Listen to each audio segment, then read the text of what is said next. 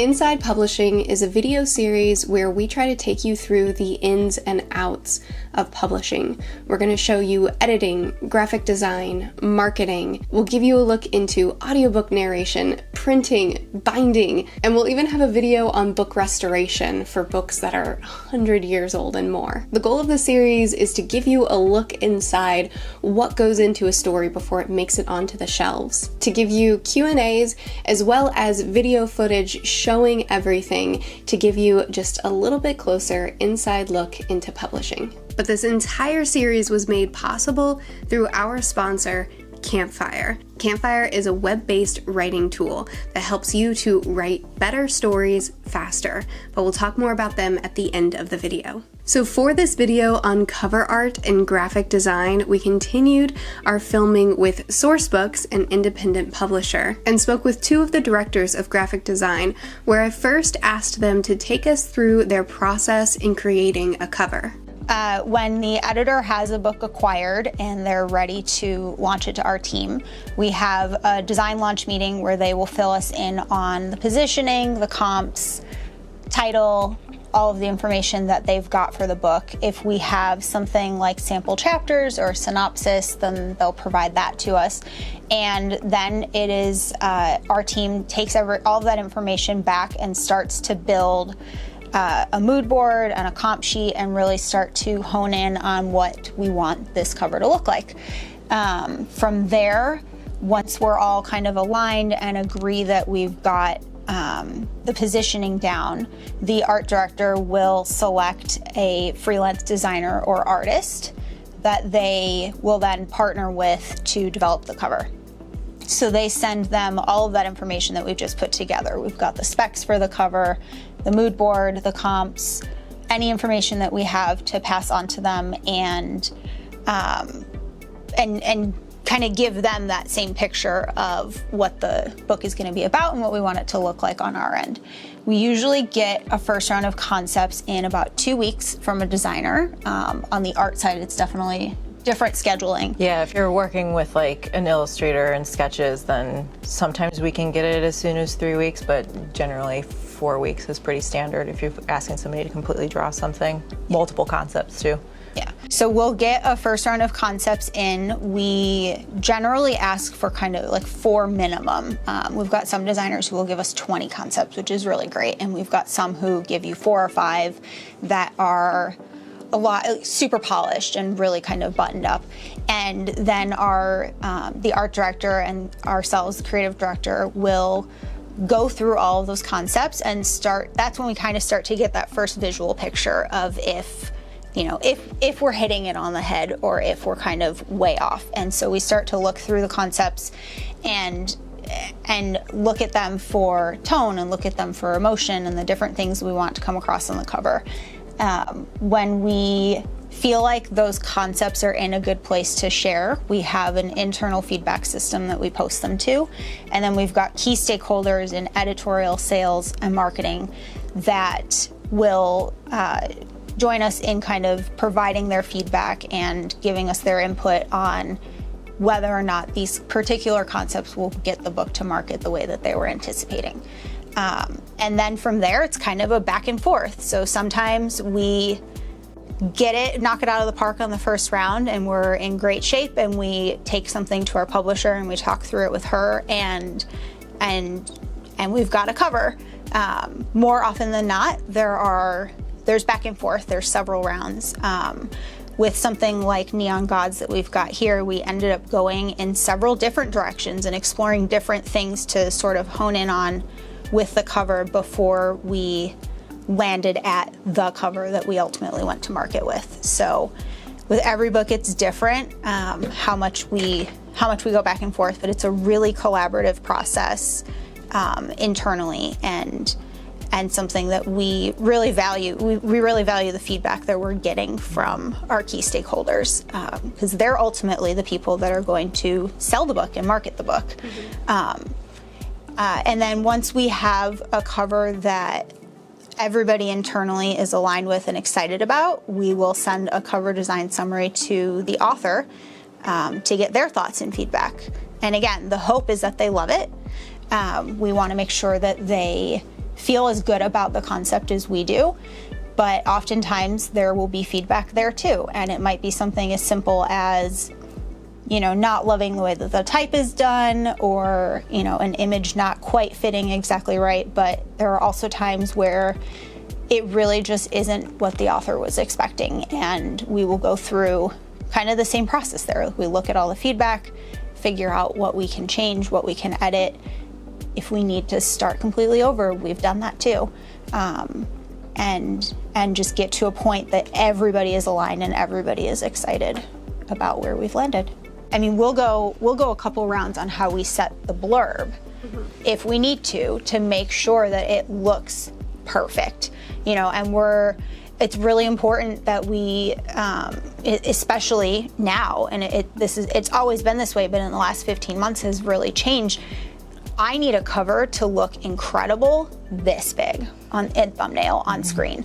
If somebody's scrolling through Amazon or an indie bookstore website or something, I've got to catch their eye in just like this sea of imagery, and my cover might be, 1.5 inches by 1.5 inches. So we're really looking at how we can get that impact. What are the things that need to be at the top, and what are the things that aren't as important? We look at what books are going to look like on shelf and what they're going to look like. We've had concepts that we loved and that we were really excited about, and then you take it to the store and you put it on the shelf and you take a picture of it and you can't find it. Which, if we can't find our own concept, the chances of a consumer and having it kind of catch a consumer's eye is really slim. So we'll go a completely different direction if we need to make sure that what we land at is going to stand out on shelf, online, and really draw readers in and get them to pick up the book and flip it over. So next, I asked them how many passes a cover usually gets before they arrive at their final design. I think what you've got in front of you here is pretty standard. This feels right. Going through, an initial round, a second round that's influenced by what we liked and what we didn't like on that first round, and then taking those things, blending them together, and then this is like another round that refines us and gets us towards the finished piece. So on the kids book side, your initial pass of concepts are going to look nothing like this. I mean, we're working with illustrators, and while they might not still draw traditional pencil on paper, you still go through a rough thumbnailing process that almost looks like what you see when you see behind the scenes on how they make a movie, like storyboards, and the looseness and sort of just ideas and movement and all the things that need to be happening on the cover. So you can get 3 extremely tight sketches from an illustrator, sometimes even with color applied to them, or you can get something that looks like a contact sheet with 50 concepts on it, and you start to circle and say, okay, the direction of this, do we want one singular thing on a cover, or do we need to show a whole entire cast of characters on the cover? Or do we not show a character at all? And is it a big giant heart or an emotion or anything like that? On the kids book side, as she said too, sometimes you go one round of sketches, there's the cover, take it to color, bam, it's amazing. And then other times, you go through multiple rounds of concepts, and then you do the entire internal storyline of the book and you revisit the cover because you went on this whole exploratory visual journey while creating the internals of this book, and look at it at the end and say, well, we did the cover first, but the interiors are now this, and look at how this character grew, and look how this world built up, and now we have to redo our cover, And generally though, that's a conversation that's very spirited and positive between us and the illustrator and the author, because it's like a journey that leads you there, right? There isn't like a frustration of oh man, I fully painted this cover and now we're here and I have to completely redo it. Usually when you come to that kind of decision, it's like everybody is totally aligned internally, all of us looking at it, but then the author and the illustrator too are just we see a better opportunity here for the book. I think that's actually one of the most exciting parts of our job, though, and it happens a lot where it's we'll have something that we're really excited about and that everybody feels really good about, and then marketing gets this big media hit and suddenly that doesn't make sense for what that's going to look like, or media opportunity, or the author has rewritten the ending, or there's suddenly like this new key piece of information or a key object, and we can change the cover, or sometimes you end up going back to something from the first round. It's like, no, this is what it needs to be. And that feeling of breakthrough too. Yeah. Like when you land on the cover, it's not just from a place of data and it looks good in the space, and it is for sure, and it's key stakeholder opinions, but there's also just that feeling of like, oh man, we got it. Like you just get like a rush of energy when it feels like everything clicks into place, from several places. And it's so vague when people will be like, it doesn't have that big book look, and but that's like, true. what does that actually mean? But then once you get it and you have it, we're like, that looks big book. And that, if we could say that with every single cover, like that would be the most amazing thing in the world. Yeah. It has that feeling that it's going to be something and that people are going to just be drawn to it. And, like I said, the more often we can do that, the better. But yeah, it is a very exciting, like, we got it. Like, this is it. And everybody feels good about it. And the author's happy. And Oh, and those are the meetings, too, where Dominique literally calls the entire company into her office, paging everybody, get in here, look at this cover, even if it's not your imprint, look, and just like show it, like, and everybody just goes, oh man, just that like excitement that ripples through the whole place when we land on something that's like an amazingly cool visual that also works for the book. Because again, like, design is not just personal preference, what we like best, what is pretty, what is, cool or trendy or anything like that. Like, all that stuff is considered, but it's gotta tick all those boxes that she just talked through. Yeah, it's really, it's not about what we like at all. Exactly. It is our job as the creative leads to be seeing what's coming in the market and to be watching those trends and paying attention to, in YA, 7 years ago, there were barely any illustrated covers, or there was barely any hand lettering. And then you start to see that pop up more and more, and you realize, like, all right, this is a trend that we've got to jump on. And ideally, we're getting ahead of those trends, right? Like, that is something that our team spends a great deal of time doing, is kind of that forthcoming comp research and looking at what other publishers are doing. If there's like a series that's got 3 covers that are kind of all going one direction, and then suddenly they show you the 4th and it's totally different, we want to figure out why they're doing something different. Or even going from hardcover to paperback. Sometimes you see major pivots and completely new visual positioning happening. And some of that is the hardcover is more expensive, you expect it to sell certain, and then the paperback is more commercial and can be more broadly purchased by more people, right? So there's design decisions that are made there, but there's also sometimes like, wow, we put all this work and this effort into this cover and it did not work. Right. So guess what? We're going to paperback and we're gonna completely, give it another shot. Blank slate, starting over. So. And the trade paper will be, 10, 12, 15 months later. So again, the market has totally changed in that time. The trends are totally different. People are looking for different things. And that's our opportunity to give that book another chance and to get it into more readers' hands.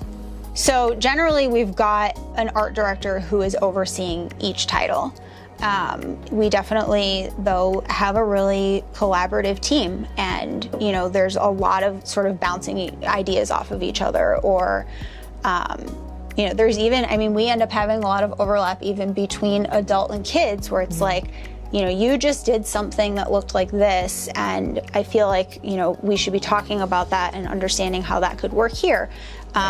We see a lot of, trends in YA, kind of a year or two later, you start to see them pop up in adult.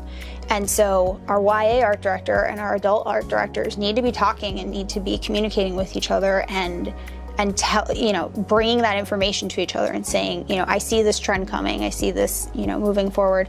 But individual titles, we'll generally have one person sort of focused on it. But again, our process is really collaborative as far as gathering feedback, and really honing in on what we want to do with the cover. There's also, I would say, an increasing amount of covers where we're doing more elements in-house. So as more and more things in YA and adult go illustrated, we'll often hire an artist that doesn't also design. So that art piece will come in-house, and this happens on the kids side 99% of the time too. Process, yeah. It comes in-house, and now we need somebody to actually put a title on it and put an author name on it, and play with the cropping and figure out kind of how to turn that into a cover. And that is where I think our team sort of gets even more collaborative. So you might have with big books, we'll give it to 2 designers at the same time and see what each person's going to do with it, and just to get a nice broad range of options. But that's where you'll start to kind of pull other people from the team in to land at the final product. I was surprised at how many people are involved in this process. For some reason, I thought that it was one graphic designer in charge of an entire cover, but I learned that it's this huge collaborative process, pretty much that involves the entire department and beyond. And of course, I asked them how much influence an author has in the process and how much say they have in what the final cover design will be. It's pretty open dialogue with the author. On our end, the art director prepares materials that sort of tells the author the story of how we landed at this concept. So there's a lot of why. So they're just not seeing an image and having to fully process, every single piece of the cover. It's really helpful to, I think, read a summary that sort of takes them through the journey of how we landed at this cover, and then you turn the page and the cover is revealed, right? It's sort of just that whole excitement, building anticipation, it's the pitch and everything like that. But the author, I feel like collaborate with the author throughout the entire process too, so often the cover is not a huge surprise. It's more the excitement of, here's this thing that we've been talking about for all this time, and now there's an actual image to put to it, So it's like opening a present. That being said, though, if the author has feedback, and we get anything from like, I love this image so much, but you know what? I decided at the last minute to make his eyes green instead of brown. So little tweaky details like that, or bigger things where it's just like you've got all this amazing things happening on this cover, and I know it's not mentioned anywhere specifically in the text, but I really envision this happening in the mountains and not in a prairie. So, that's a bigger overhaul. It's definitely an open dialogue, and I feel like all feedback internally and with the author and with the illustrators too, when we're working with illustrators, because this also, as a contributor, they're adding their vision to the piece too. It's all this sort of collaborative dialogue to land us at the best cover possible. And that's not just the prettiest cover, it's the most commercial cover, it's the cover that's going to succeed the best, because as the author and the illustrator, if there is an illustrator involved, envisioned building up this thing and working on it for, sometimes you work with authors who've been writing this thing for 10, 15 years, and they've spent all of this time imagining what these characters look like, what it looks like and everything, and now we're suddenly putting pictures to these things that have been swirling around in their brain. The process is to, just to make it a proper visual representation of what they've been dreaming about this whole time. Yeah. I'm Kelly Lawler. And I'm Jordan Cost. And we are the creative directors at Sourcebooks. This section on graphic design was so interesting to me. Like I said before, I had no idea that it was such a huge collaborative process and how much intentionality went into what it would look like on a cover of a book, what it would look like in a thumbnail. Even the placement of the blurb got so much attention to them. The amount of research that goes into it and the amount of back and forth that they have with not only their authors, but also with their marketing team and editors and so many different sections of the publishing house. It was fascinating to me to see a little bit more of the process, as well as to understand the amount of effort that goes into it. Next week, we're going to focus on marketing, the different marketing tools that publishers use in order to get the word of the book out there, as well as different merch and things that they like to pair with their stories. But while you're waiting on your next video, consider checking out Campfire, the sponsor of this series. Hello, I'm Patricia McRider. Last time I tried to help you organize a book through papers. Forget that. That wasn't good advice. I've evolved since then. Post-its. All you have to do is write your major plot points on a Post-it note to keep track of the different things that happen, and you create your own timeline. Now we're writers. We write big books, which means we need a wall. And this totally works for plot points. You can move things around. It works out perfectly. But then I guess admittedly, whenever you get to bigger things like building your world, it gets a little messy.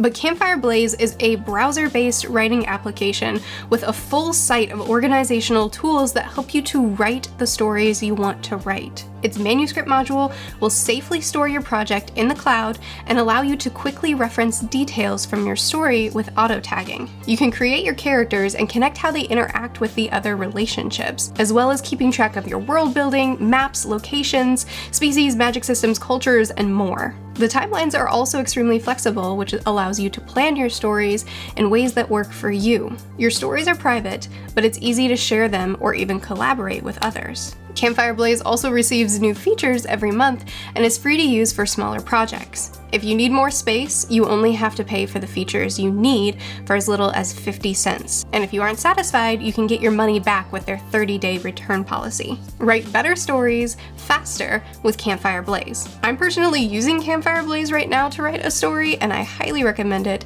Check out the link in the description to learn more. Thank you again for joining us for this section on graphic design. I hope that you learned some things. I hope that it was fun for you. And next week we'll be focusing on marketing.